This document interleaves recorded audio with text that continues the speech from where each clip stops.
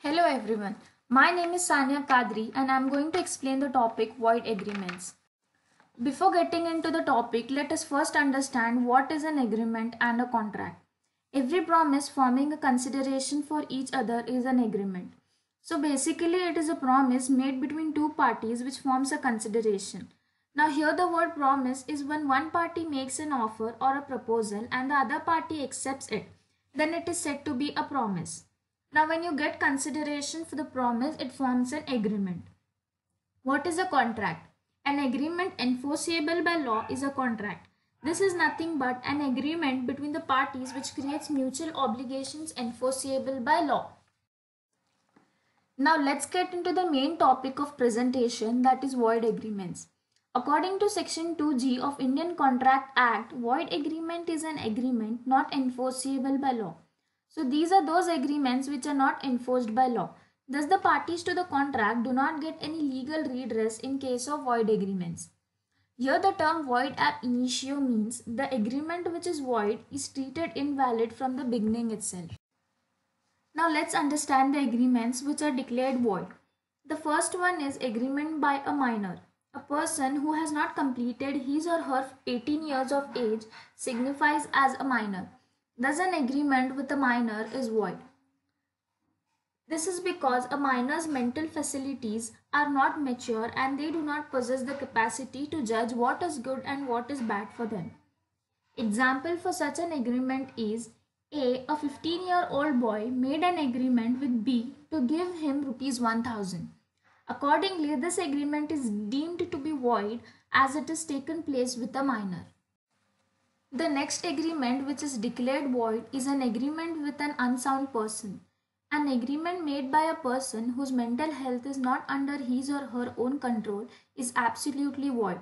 Here a person does not possess a sound mind and similar to a minor, he has no capacity to judge what is good and what is bad for him.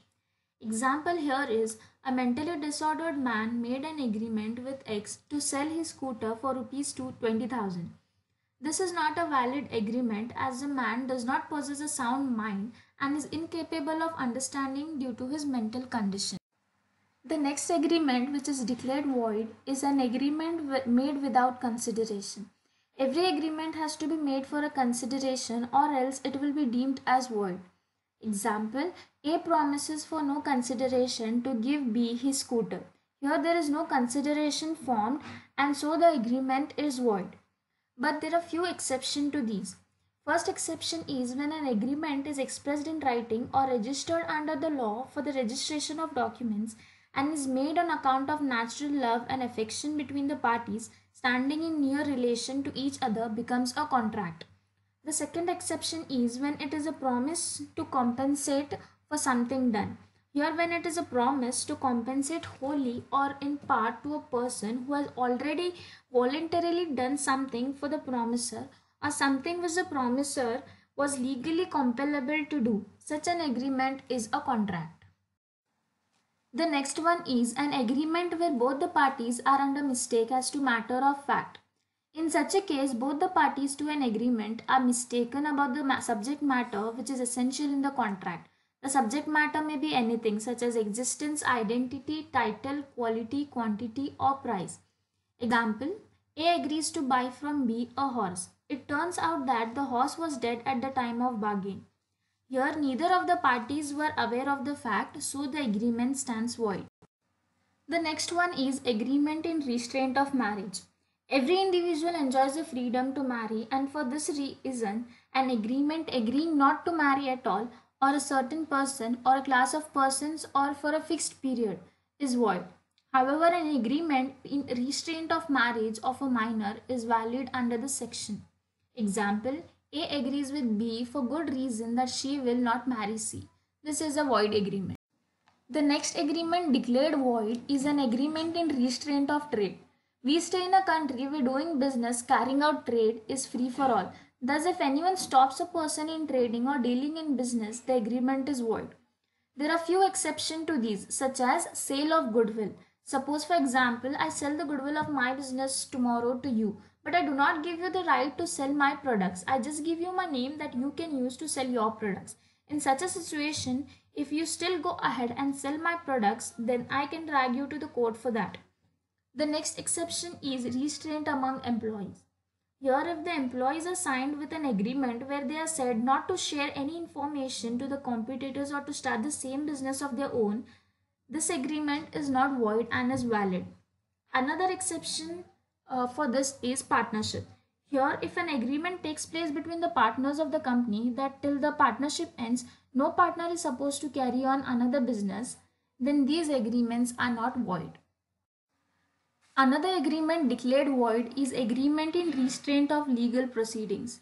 If a person tries to stop or obstruct anybody's freedom or rights, then these agreements are void. Example, A stops B from going to court when B tries to file a case against A for non-performance of contract. In such a case, the agreement is void. The next is the wagering agreement. Literally, the word wager means a bet, and therefore wagering agreements are nothing but ordinary betting agreements. These agreements are declared void and no suit can be filed in the court of law with the intention of recovering anything claimed to be won in any wager. Example, A and B mutually agrees that if it rains today, A will pay B rupees 1000, and if it doesn't rain, B will pay A rupees 1000. Thus, this is a wagering agreement and is void. The last one, which is declared void, is uncertain agreement. According to this, the parties to the contract must be aware of the precise nature and scope of the mutual rights and obligations under the contract. Thus, if the word used by the parties are indefinite and are uncertain, the law cannot enforce the agreement. Example, A agrees to sell B his White House for rupees 500 or rupees 1000. There is nothing to show which of the price was to be given. Thus, it is a void agreement. Therefore, I end my presentation by saying that to secure the performance and enforceability of a contract, the contract should be a valid one. Thank you.